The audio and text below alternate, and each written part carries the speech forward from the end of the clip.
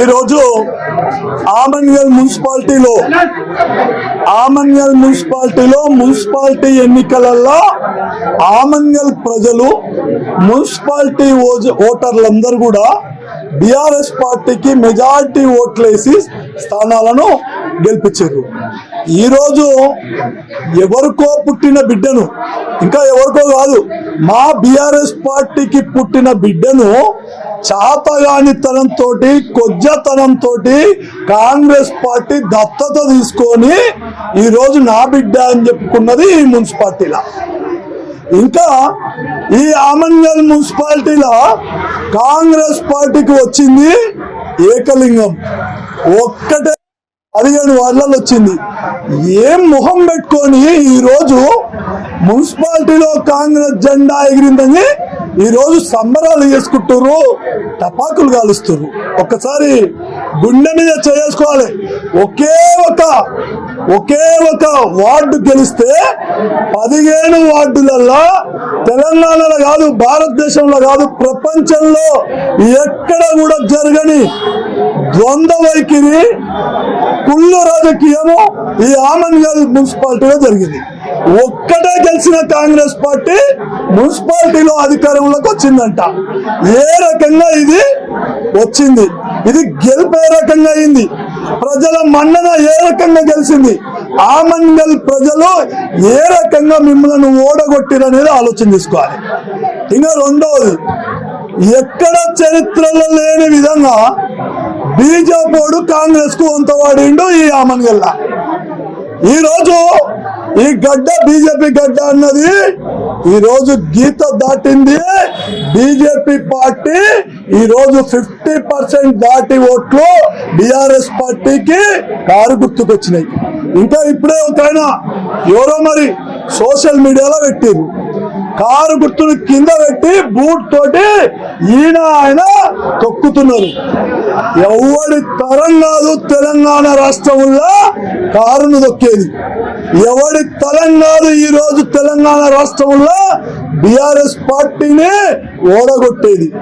మీరు కాంగ్రెస్ బీజేపీ ఒక్కటై మాకు పుట్టిన బిడ్డ, మా దాంట్లో గెలిచినోడిని చైర్మన్ ఎరా వేసి డబ్బులు ఇచ్చి ఇద్దరు ఒక్కటయి దొంగ దోస్తానా వేసి కాంగ్రెస్ కండ వేసి ప్రభుత్వం ఉందని చెప్పి చైర్మన్ చేసిరు.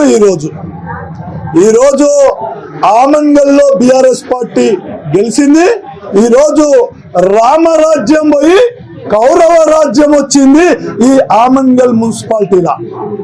రామన్న నాయకత్వంలో రామరాజ్యాన్ని తీసుకొస్తా అన్నాం, రామరాజ్య స్థాపనలో ఇక్కడ అభివృద్ధి చేస్తామన్నాం. ఈరోజు భయపడట్లేదు, ఈరోజు బాధ కూడా పడతలేం.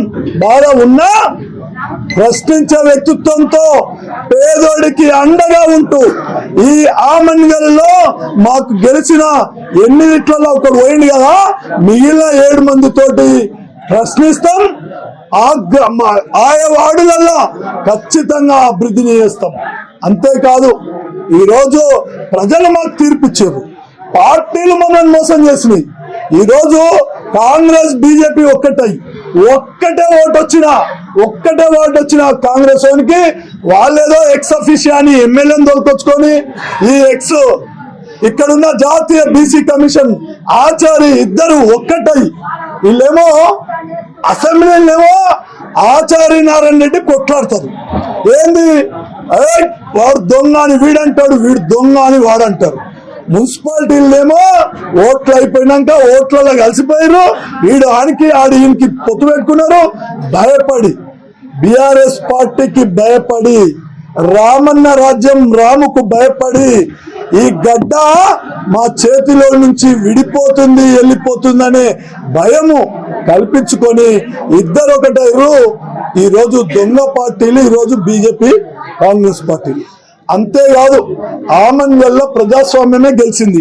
ఎందుకంటే 8 మంది వార్డులు ఈరోజు ఓటు ద్వారా, అంబేద్కర్ రాసిన రాజ్యాంగం ద్వారా 8 వార్డులు ఈరోజు మన బీఆర్ఎస్ పార్టీకి చెందిన పేద బిడ్డలు ఈరోజు ఆ గల్లీలలో గలమెత్తుతాం, ఆ గల్లీలలో ఈ ప్రభుత్వాన్ని నిలదీస్తాం, ఆ గల్లీలలో ఈ కేంద్ర ప్రభుత్వాన్ని, ఈ దొంగ వ్యవహారాన్ని నిలదీస్తామని చెప్పి ఈరోజు జెండా ఎగరేసిర్రు మా వాళ్ళు. ముఖ్యంగా ఆమన్గల్ ప్రజలకు ఇప్పుడు కూడా చెప్తున్నా, 55% దాటిన ఆమన్గల్ ప్రజల ఓట్లు బీఆర్ఎస్ పార్టీకి కారు గుర్తుకేసిర్రు. గతంలో 30 సంవత్సరాలు 85% ఇక్కడ బీజేపీకి పువ్వు గుర్తుకేస్తోంది. ఈ రోజు ఆ తీర్పు మారిందనే దానికి, గీత దాటిందనే దానికి ఇది ఒక పెద్ద నిదర్శనం. ఇప్పటికైనా సరే వచ్చే రోజులు వీళ్ళ కాలం చెల్లింది. వచ్చే 2 ఏళ్లలో మళ్ళా కేసీఆర్ ప్రభుత్వం వస్తుంది. ఈ గడ్డ పైన టీఆర్ఎస్ జెండా ఎగిరేస్తాం. ఈ కల్వకుర్తి తాలూకాల